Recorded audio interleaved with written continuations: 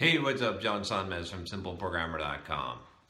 So I got this question from Tom, actually a request from Tom, to talk about my worst bad beat in poker when I used to play poker a lot. And he shared his story a little bit. I think I'd mentioned in one of the videos about playing poker, and I thought I've been waiting to do this video because it's like, well, I don't just want to do a video about talking about a bad beat, but I thought I could probably spin this story into something that might benefit you, because there's a lot of lessons that I've learned from playing poker that apply to life in general, especially to being an entrepreneur.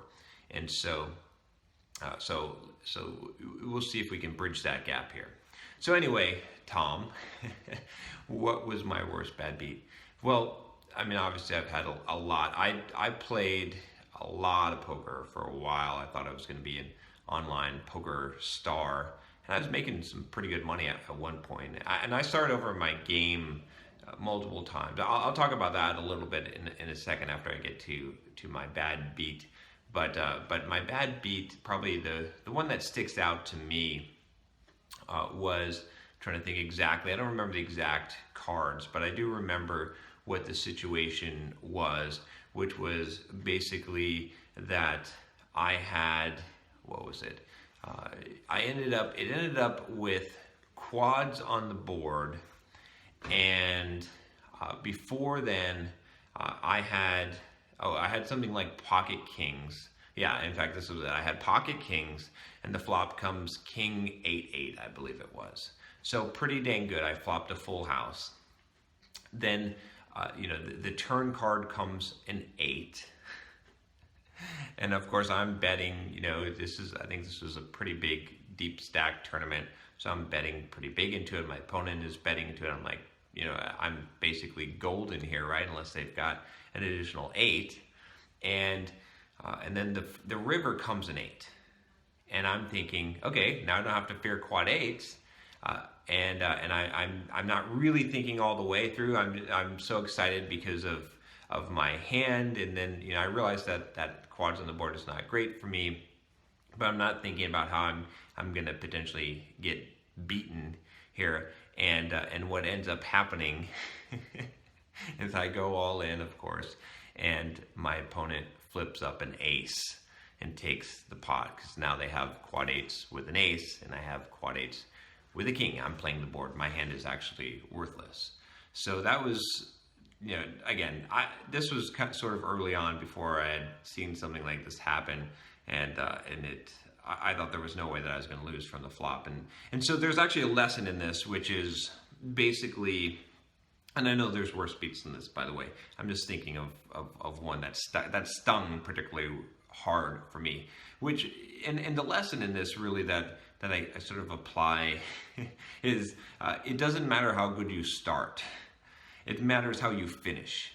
And this is a big thing that to realize is a lot of times we can start out real well, and we can think that things are going to continue to go well, and we don't work as hard on the finish, and we don't pay attention to how things finish, and that can hurt us quite a bit.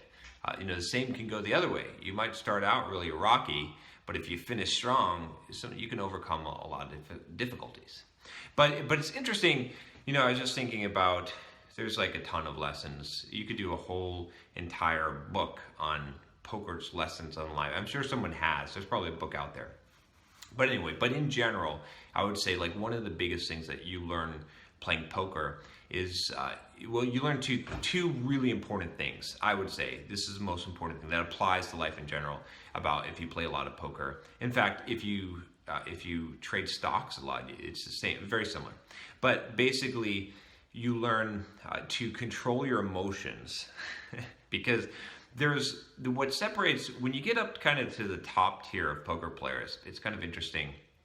What you find is that most of them, I mean, everyone knows how to play the game correctly, right? Pretty much optimal strategy. There's some minor, differences of opinion, but pretty much for the most part, people know how to play the game.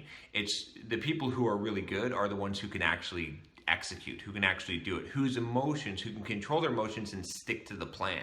Because everyone's, what's the Mike Tyson quote? Everyone's got a plan until they get punched in the face.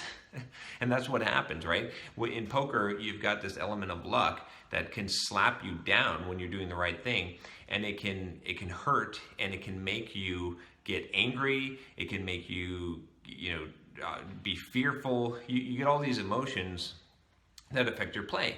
And so you make bad moves, you make bad choices on purpose because you're letting your emotions get, they call it going on tilt, right? And so one of the most important skills in life is to manage those emotions. I think really a lot of my anger management came from playing poker. It came from playing Nintendo as a kid, and then poker as an adult. But once you have mastered that, once no one can really tick you off, then in life in general, you make less mistakes. You make the most mistakes in life when you're angry. Just remember this, right? Every time when you're angry, you make the most mistakes in life. Marcus Aurelius quote here, how much more grievous are the consequences of anger than the causes of it. Remember that quote. Because that's an important one to keep in your head. In fact, let's put it up here. How much more grievous are the consequences of anger than the causes of it? So that's lesson one, is managing your emotions. The second biggest thing I'd say that you learn from playing a lot of poker is the idea of disconnecting the results from the process, from doing the right thing. So as humans, one way that we learn, or one of the most ways that we pick up things, right, is that we do something and we look at the result and we have this feedback, right, this feedback loop. And when something works, you get positive reinforcement, and so you do more of that, right? And when it doesn't work or you fail, then you do less of that, right? So that's how we work. Well, in certain aspects of life, and a lot of life actually, especially in business, but definitely in poker, definitely in the stock market, doing the right thing does not always result in the positive outcome. In fact, sometimes doing the wrong thing results in the positive outcome, because there's an element of luck involved in both poker and the stock market and in life. And so what you have to learn, and what poker really teaches you, is that you don't look at the results necessarily. I mean, over a long period of time, the results should show you what is right or wrong. But in the particular hand, if you look at the results for determining whether you did something right or wrong, you're going to be learning the wrong information. So for example, right, if you're not familiar with poker, sorry, but I'll try to explain this as simple as possible. Let's say that you have, 4 to a flush, right? And so you need one more spade or heart or whatever it is to get a flush, right? You have to know the odd. The question of whether or not you should bet or whether you should call a bet is based on how much. You have to know the odds. You have to know how many of your card are left in the deck. You have to know how much money is already in the pot, how much you're risking to get that, the pot odds. And there's a calculation involved, right? But some people will just chase it every time. And some of those people might be making really bad plays, and they're going to get rewarded because they're going to get lucky and hit their lucky card. Maybe it's a 1 in, they hit their 1 in 10 chance in some other hand, and then they get rewarded. So their result is not reflective of the correct play, right? This is where I talk about trusting the process. I think I did a video called Trust the Process here. Anyway, and the whole idea is that you have to disconnect results from the process.